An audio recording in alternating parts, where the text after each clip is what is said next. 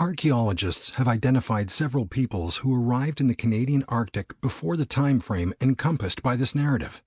The Dorset crossed the Bering Land Bridge around 500 BC, for example, and the Thule, ancestors of contemporary Inuit, followed in the 11th century AD. Vikings turned up early enough to interact with both Dorset and Thule, but the European idea of seeking a navigable northwest passage across the top of North America, that vision of discovery that was born later in England.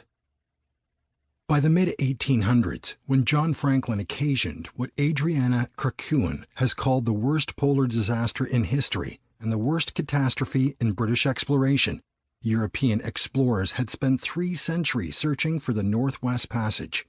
They had suffered scurvy, frostbite, amputation, and starvation, and many had lost their lives in a hunt so difficult that its achievement promised fame, fortune, and the love of women.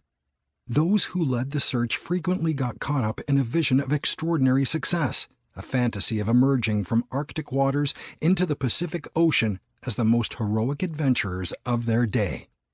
In its particulars, the vision changed over the centuries, but in the mid-1500s, with Spanish and Portuguese galleons controlling southern trade routes to the fabled riches of Cathay, China, and India by way of the Cape of Good Hope or the Strait of Magellan, London merchants dreamed of locating a waterway that would enable them to sail unaccosted from the Atlantic Ocean to the Pacific.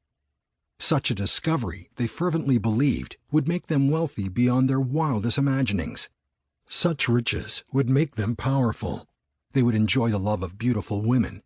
In 1576, a consortium of English merchants called the Muscovy Company sent the veteran sailor Martin Frobisher to locate the elusive passage.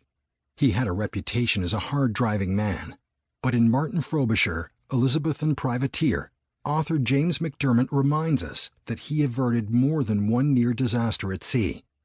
If Frobisher may be condemned for his autocratic and inflexible nature, he deserves also the credit for confronting dangers with a single-mindedness that might have evaded more balanced temperaments.